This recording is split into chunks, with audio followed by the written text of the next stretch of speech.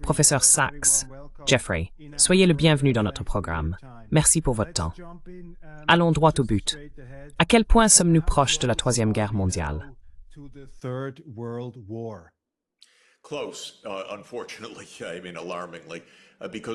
Proche, malheureusement, et de manière alarmante. Nous avons des conflits dans 3 régions très sérieuses. Premièrement, la guerre chaude en Ukraine, qui a le potentiel d'une escalade massive. Deuxièmement, le conflit au Moyen-Orient, où Israël essaye de créer une guerre plus large pour entraîner les États-Unis dans une implication active.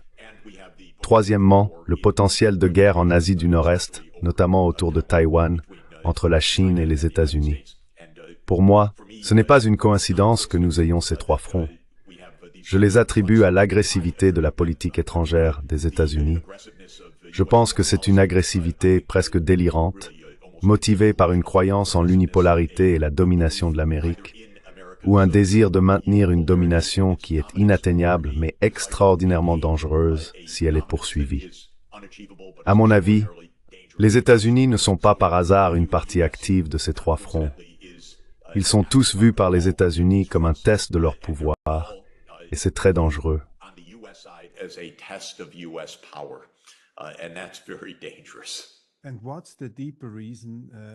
Et quelle est la raison plus profonde, la cause fondamentale derrière cela? Je veux dire, il y a des forces puissantes aux États-Unis qui plaident pour l'isolationnisme, des gens qui ne veulent pas de ces guerres. Ensuite, il y a les néoconservateurs et d'autres. Pourquoi cela se passe-t-il en ce moment? Quelle est la raison de ce comportement aux États-Unis?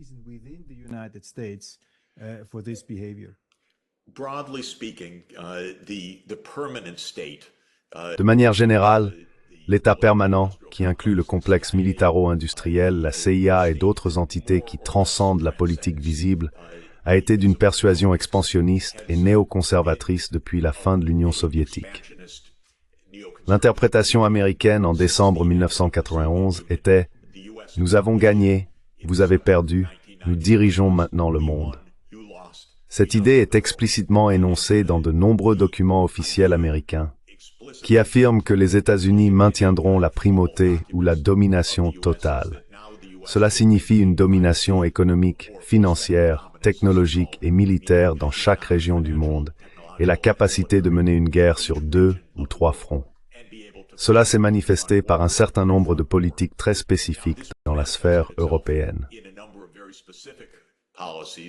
In the European sphere, this manifested itself in the expansion of NATO. Cela s'est manifesté par l'expansion de l'OTAN après 1992. C'est ironique parce que l'OTAN, bien sûr, était une alliance militaire établie pour se défendre contre l'Union soviétique, qui a cessé d'exister en décembre 1991. Gorbatchev a explicitement dissous l'alliance du pacte de Varsovie en 1990. Gorbatchev a dit coopérons, faisons la paix. Les États-Unis ont dit « Oh, nous comprenons, nous avons gagné, vous avez perdu ». La différence de point de vue était que les États-Unis considéraient la Russie comme pathétique. La phrase constamment utilisée était « une station-service avec des armes nucléaires ». La Russie était vue comme pathétique et à genoux. Maintenant, nous pouvons étendre l'OTAN.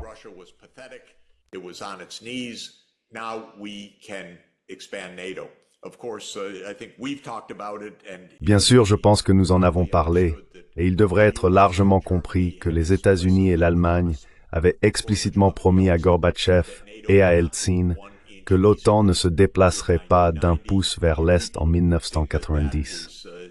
Si les gens pensent que c'est de la propagande pro-Poutine, ils devraient consulter ce qu'on appelle les archives de la sécurité nationale de l'Université George Washington pour obtenir toute la documentation. Cela a été répété maintes et maintes fois. Maintenant, voici ce qui s'est passé dans la sphère européenne.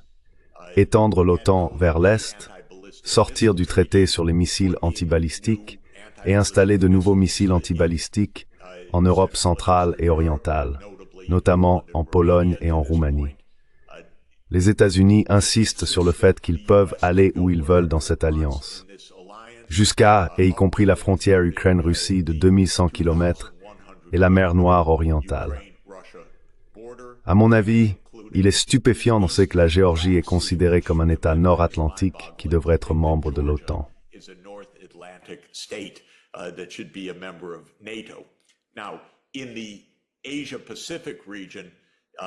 Maintenant, dans la région Asie-Pacifique, cela préoccupait moins les décideurs politiques américains jusqu'à environ 2010.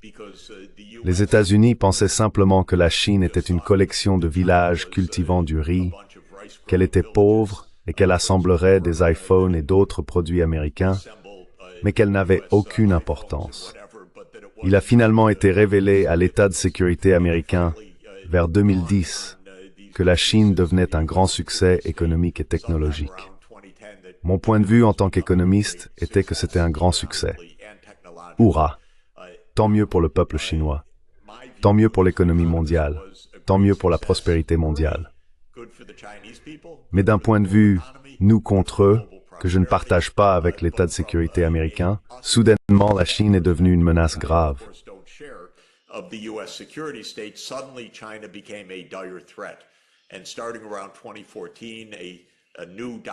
Et à partir de 2014, une nouvelle doctrine de confinement de la Chine a été adoptée par les autorités américaines.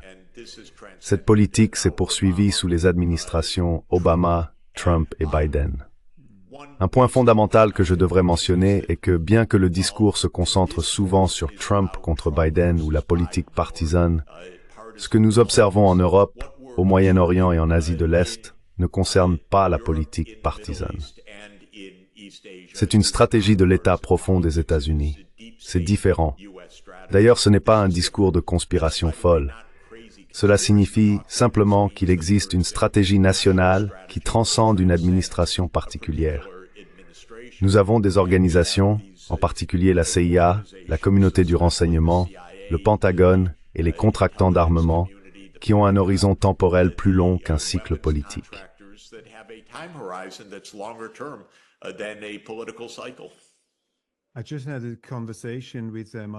Je viens d'avoir une conversation avec Matthias Döpfner. Il est le chef de la société Springer.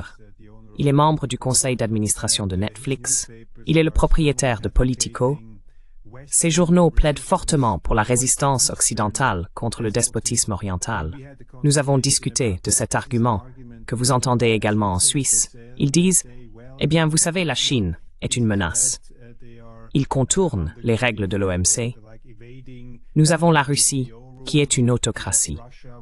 Il y a un sentiment, et je pense que c'est un sentiment authentique parmi ces voix, que d'une manière ou d'une autre, notre mode de vie, notre démocratie est menacée. Par conséquent, nous devons contenir ces pays, ces puissances. Je suis sûr que vous êtes également confronté à cet argument. Que répondez-vous dans ce sens? Quelle est votre réponse à cela?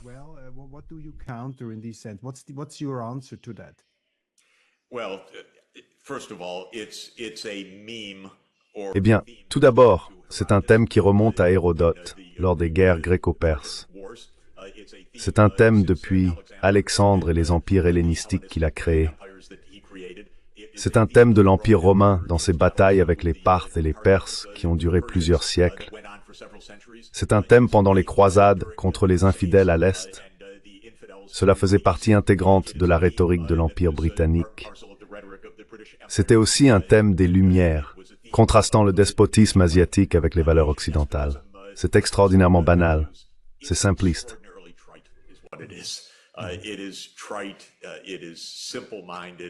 Est-ce la paranoïa?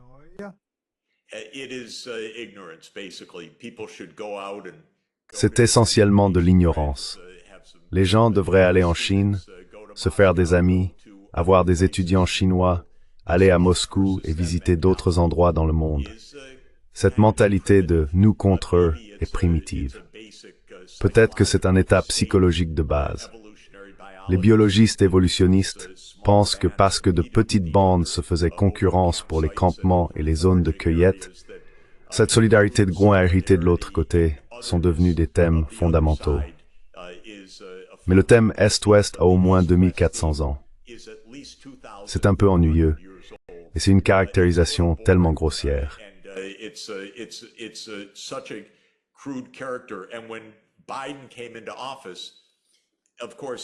Et quand Biden est entré en fonction, il a commencé toute sa politique étrangère avec l'idée de démocratie contre autocratie.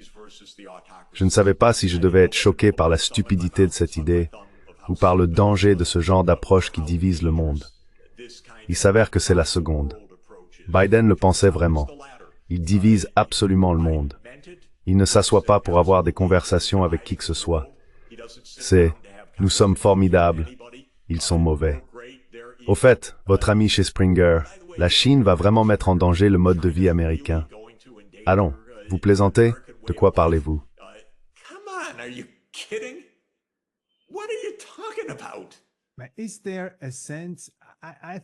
Y a-t-il un sentiment de crise identitaire ici en Occident?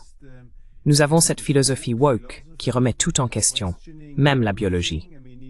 Ensuite, il y a ce genre d'absolutisme moral, non seulement dans les affaires étrangères, mais aussi dans les affaires intérieures, comme la culture de l'annulation. Cela pourrait être interprété comme des symptômes d'une grave crise identitaire, qui est en quelque sorte compensée par cette manière de voir le monde à la dictature. Furthermore,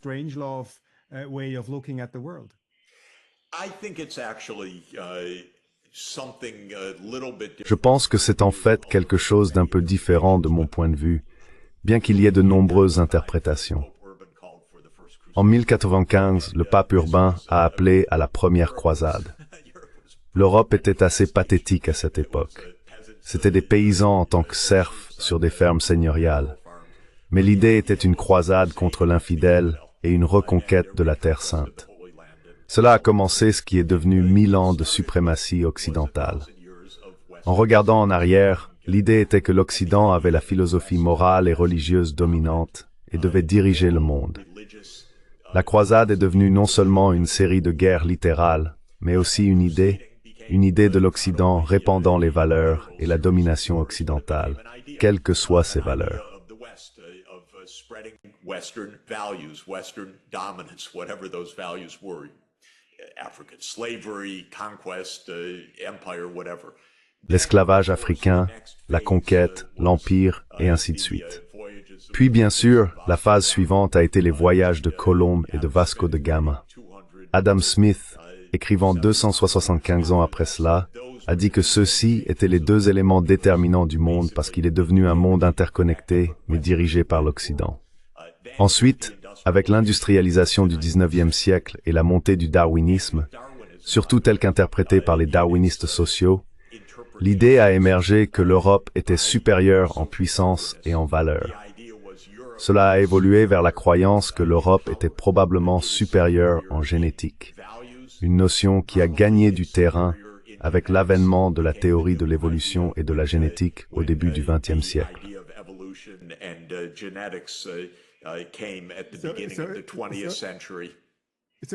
Alors, diriez-vous qu'il s'agit d'une sorte de complexe de supériorité qui est encore répandu en Occident?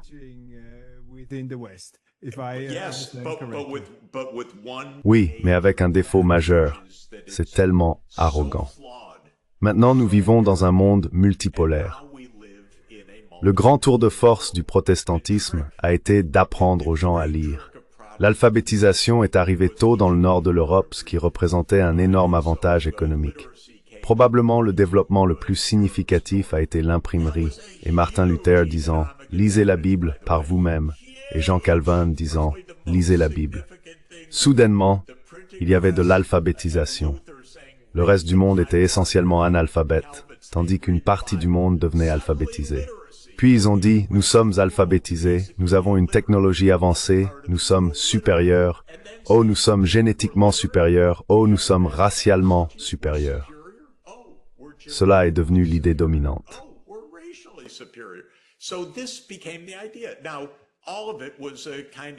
Maintenant, tout cela était une sorte de non-sens cruel, même en termes historiques, car d'autres grandes civilisations existent depuis 3000 ans également. Elle pourrait dire « Désolé de vous le dire, mais nous sommes vraiment supérieurs maintenant. » À un moment où les États-Unis n'arrivent pas à imposer leur volonté en Ukraine, à Taïwan ou au Moyen-Orient, les Arabes se sont réveillés. Ils ont été manipulés par l'Empire britannique. Les Français et l'Empire américain pendant 100 ans. Ils disent maintenant « Stop, plus jamais ». Ne nous manipulez plus. Ce qui se passe, c'est que 1000 ans, ou on pourrait dire depuis Hérodote, mais essentiellement 1500 ou 200 ans selon la date que vous choisissez, de supériorité européenne perçue, sont remis en question. Comme l'a dit votre homologue Springer, il s'agit des valeurs occidentales.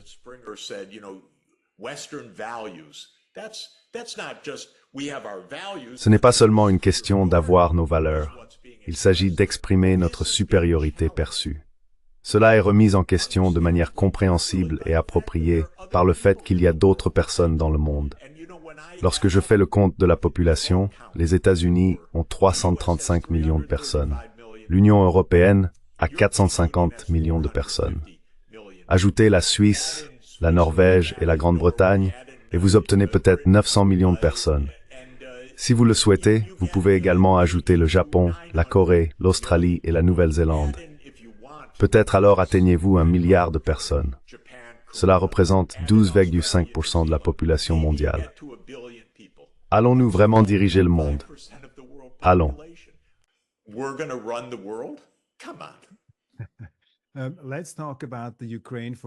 Parlons de l'Ukraine un instant. Je veux dire, le danger de toute la situation. L'Occident est en train d'escalader. C'est comme faire bouillir la grenouille. Ils permettent aux Ukrainiens d'utiliser des armes occidentales pour attaquer des cibles en Russie. Qu'en pensez-vous? Où se trouve la ligne rouge de Vladimir Poutine?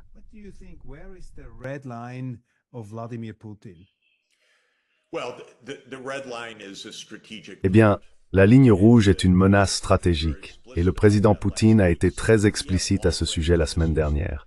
Il a dit que si nous avons des missiles à longue portée qui arrivent et frappent à l'intérieur de la Russie, cela signifie une surveillance spatiale occidentale et une programmation occidentale de ces missiles. Cela signifie essentiellement une attaque des États-Unis contre la Russie. Si ce sont les Ukrainiens qui envoient des drones, nous n'aimons pas ça et nous allons riposter. Mais si ce sont les États-Unis qui utilisent leur technologie spatiale et leur technologie numérique avancée pour attaquer avec des missiles ou des missiles Taurus, c'est la même chose. C'est la technologie de l'Alliance occidentale qui est stratégique et menace une attaque nucléaire de première frappe. C'est une ligne rouge pour nous.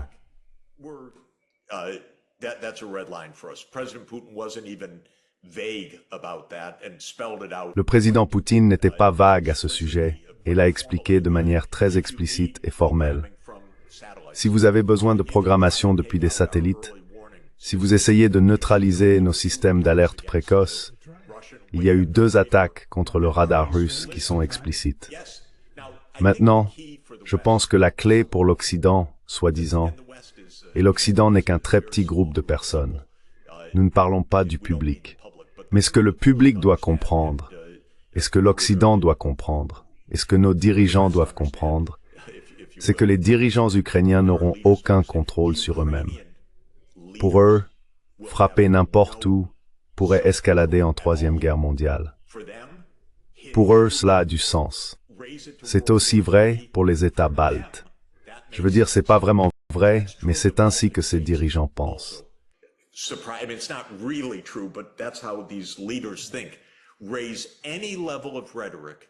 Augmentez n'importe quel niveau de rhétorique. Soyez aussi odieux que possible. Par exemple, les dirigeants estoniens disent que la Russie devrait devenir des États plus petits, ou le dirigeant letton dit que la Russie doit être vaincue. Vous plaisantez? Mais pourquoi disent-ils cela? Parce qu'ils veulent entraîner les États-Unis dans un conflit plus large pour vaincre la Russie. C'est complètement imprudent. Le fait est que ces pays n'ont aucun contrôle de soi. C'est comme Israël aussi. Ils ne se limiteront jamais eux-mêmes parce qu'ils pensent qu'ils peuvent provoquer les États-Unis à les soutenir avec un arsenal nucléaire complet. Mais c'est une sorte de folie. C'est pourquoi le rôle du président des États-Unis est si essentiel. Le rôle du président des États-Unis est de mettre un pied sur les freins. C'est le rôle. La situation est-elle plus dangereuse maintenant qu'elle ne l'était pendant la crise des missiles de Cuba en 1962?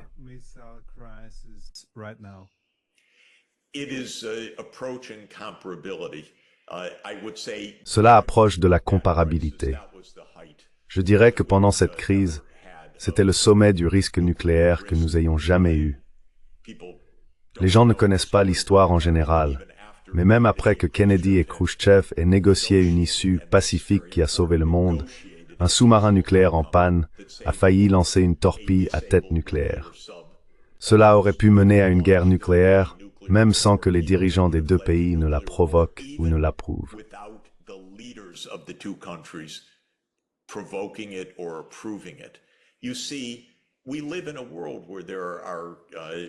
Vous voyez, nous vivons dans un monde avec des forces de terrain, des commandants de terrain, des généraux et des têtes brûlées. Il y a toutes sortes de personnes dans ce monde. Nous devons rester loin des lignes rouges des autres.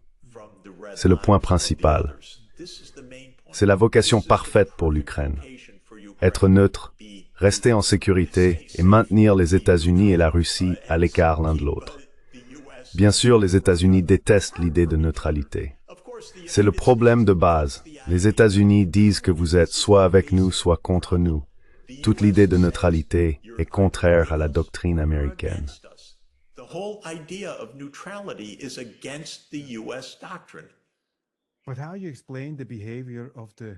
Mais comment expliquez-vous le comportement des Européens?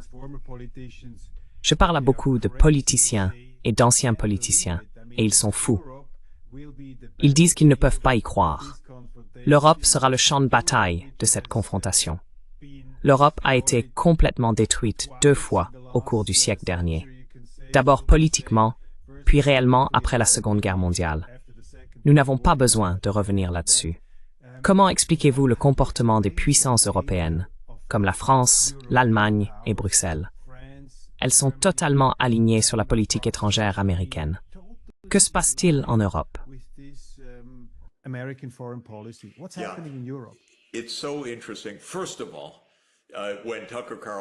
C'est tellement intéressant. Tout d'abord, lorsque Tucker Carlson a eu son entretien avec le président Poutine, Poutine a dit « Je ne comprends pas les Allemands ». D'accord, s'il ne comprend pas les Allemands, qui peut les comprendre dans ce cas?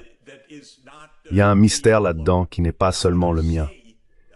Maintenant, quand je dis dans les discussions que je suis un peu mystifié par le manque de discussions intelligentes, de débats et de compréhension en Europe, et par le fait qu'il soit dirigé par ce que je sais être une politique étrangère américaine imprudente et ignorante, je reçois beaucoup de courriers. J'en ai reçu un ce matin d'un universitaire en Europe qui a dit « Monsieur Sachs, je vous le dis, j'ai grandi dans le système universitaire en Europe.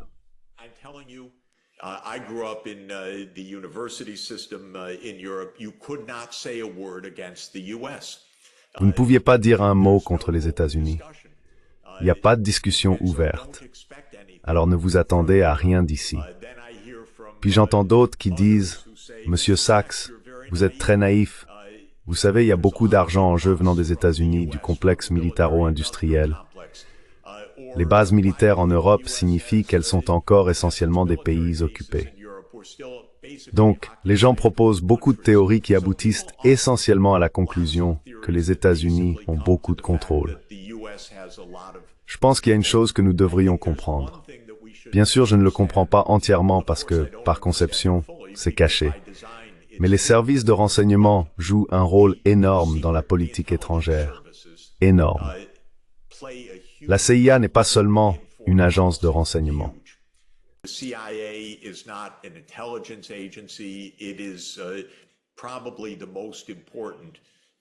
C'est probablement l'institution de politique étrangère la plus importante aux États-Unis. C'est à la fois une armée et un décideur en matière de politique étrangère. Lorsque le Congrès vote pour plus d'aide à l'Ukraine, c'est le directeur de la CIA qui explique les faits au président de la Chambre des représentants. Lorsque vous regardez une réunion dans la salle de situation à la Maison-Blanche, comme il y a eu une réunion récente, vous voyez Burns parler. Il est le directeur de la CIA et le président des États-Unis écoute. Je ne pense pas que ce soit un hasard. Lorsque Israël et le Hamas sont censés négocier un cessez-le-feu et la libération d'otages, qui vient des États-Unis? Pas Blinken, mais Burns, le directeur de la CIA. but Burns, the CIA. Who is most influential? Qui est le plus influent en Allemagne en matière de politique étrangère? Est-ce le BND? Est-ce les services secrets en Grande-Bretagne? N'est-ce pas le MI6 qui joue un rôle énorme?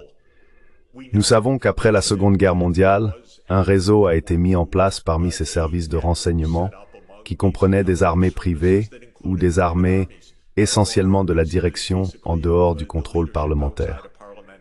Je ne veux pas exagérer, mais une grande partie de la politique étrangère est menée secrètement. Très peu est transparent. Je connais beaucoup mieux la scène américaine que celle de l'Europe. Mais je crois qu'une partie du problème ici est qu'il y a une politique étrangère cachée qui accompagne la politique étrangère publique.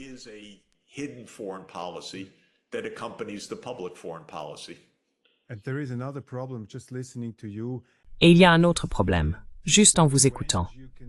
C'est le résultat de la négligence totale des forces armées en Europe. De nombreux politiciens commencent à réaliser qu'ils n'ont rien. Ils ont toujours compté sur les États-Unis pour envoyer de l'aide si les choses devenaient difficiles. Maintenant, ils n'ont rien entre les mains, donc ils sont totalement impuissants. Il est vraiment intéressant de constater qu'au cours des 20 dernières années, la souveraineté de l'Europe a énormément décliné. Si vous pensez à la guerre en Irak, l'Allemagne et la France avaient encore le courage et la détermination de dire non, nous ne participerons pas. Maintenant, c'est totalement disparu.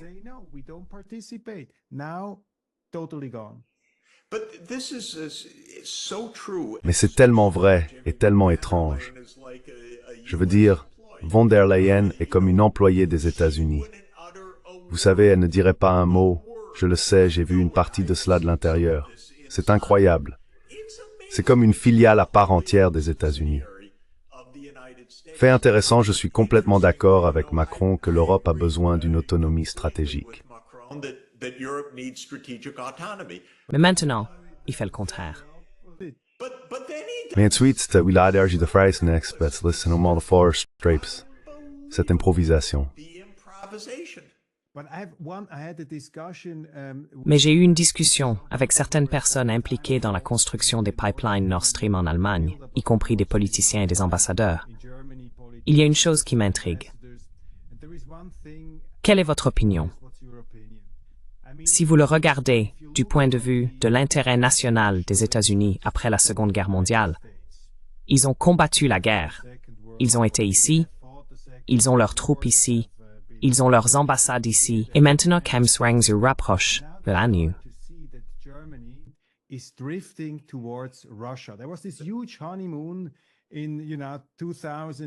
Il y avait cette immense lune de miel en 2000, 2008 et 2010 entre Poutine et Schröder, qui étaient de proches amis. Il y avait les lignes énergétiques, et j'ai commencé à penser aux États-Unis. Comment voit-il cela? L'Allemagne, cette riche mariée, dérive vers l'Est. C'est un intérêt géopolitique froid. Les Américains ne veulent pas que la Russie et l'Allemagne soient ensemble, parce que ce n'est pas dans leur intérêt. Ils ne veulent pas que l'Europe glisse sous le contrôle de la Russie. Alors, n'y a-t-il pas une certaine rationalité du côté de l'agressivité américaine dans ce sens?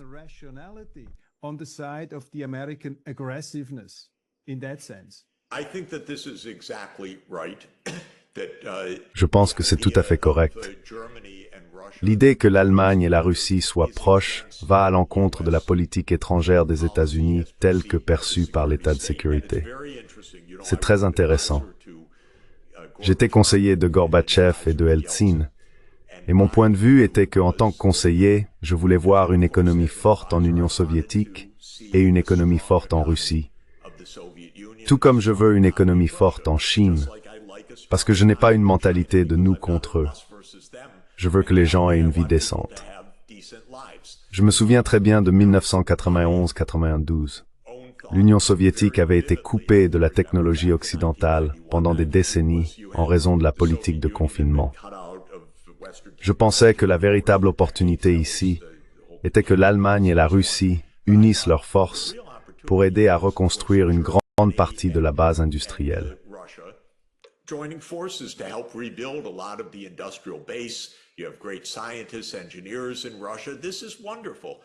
Vous avez de grands scientifiques et ingénieurs en Russie. C'est merveilleux. C'est ce que je voulais très explicitement. C'est la manière naturelle dont cette région économique fonctionnerait. Mettre une frontière est complètement contraire aux intérêts économiques et à la sécurité. Mais c'est l'idée des États-Unis. Donc cela revient au mystère, comment l'Allemagne se laisse-t-elle autant suborner dans cette affaire?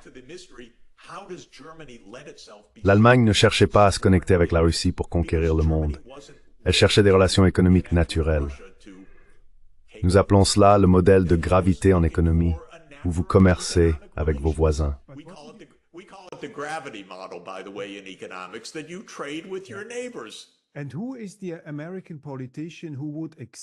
Qui est le politicien américain qui accepterait ce développement naturel? On pourrait soutenir que l'Europe, sauf au début de la Seconde Guerre mondiale, a toujours été mieux lotie lorsque l'Allemagne et la Russie avaient une bonne coopération.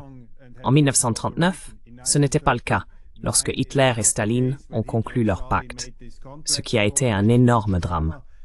Mais y a-t-il des politiciens américains qui accepteraient que l'Allemagne et la Russie, ou l'Europe et la Russie, aient une meilleure relation non dominée par les États-Unis? Y a-t-il des politiciens aux États-Unis qui accepteraient cela, ou est-ce totalement contraire à tout?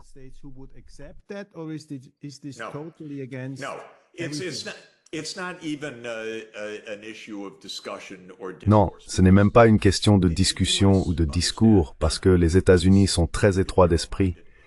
Ils ont été flattés en 1941 lorsque Henry Luce, l'éditeur de Time, a dit « C'est le siècle américain ». Oh, les Américains ont adoré cette phrase. C'est notre tour de diriger le monde. Et nous sommes essentiellement encore dans cet état d'esprit. Donc la doctrine américaine, ou la grande stratégie, si vous voulez utiliser cette expression, est la domination totale des États-Unis dans chaque région du monde, y compris l'Europe. Et une coopération économique étroite entre l'Allemagne et la Russie est en fait contre cela.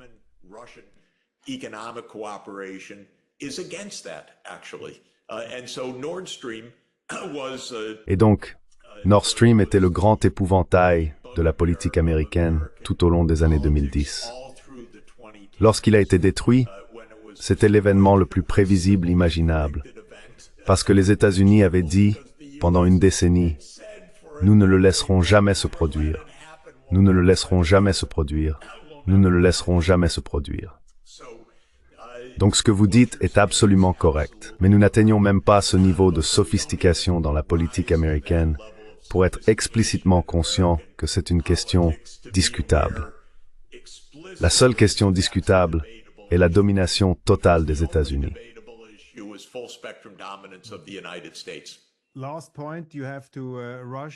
Dernier point. Je sais que vous devez vous dépêcher. Nous avons cette conférence en Suisse. Notre journal, Weltwoche, est très seul à critiquer cette conférence très unilatérale au centre de la Suisse, sans la participation de la Russie. Ils n'ont pas été invités, et ils ont également décliné. Probablement, notre gouvernement va étendre une invitation officielle à la Russie, juste au moment où nous enregistrons ceci. Mais c'est beaucoup trop tard et totalement maladroit. Que pensez-vous de cette conférence? Vous en avez entendu parler. Est-ce bien ou totalement mauvais? Est-ce destructeur pour la Suisse, qui est perçue comme n'étant pas neutre? Quelle est votre opinion à ce sujet?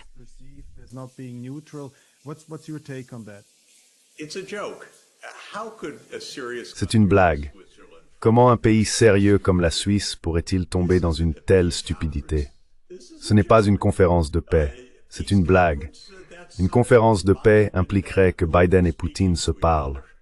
Allons, c'est un jeu, et c'est un jeu raté. Le monde entier a dit que c'était ridicule. Alors pourquoi un pays sérieux comme la Suisse se lancerait-il dans une entreprise aussi peu sérieuse? Je ne sais vraiment pas.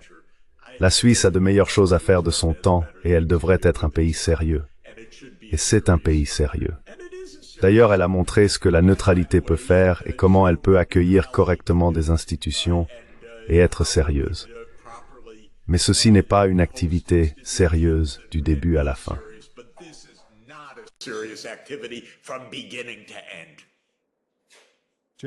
Jeffrey, professeur Sachs, merci beaucoup pour la conversation.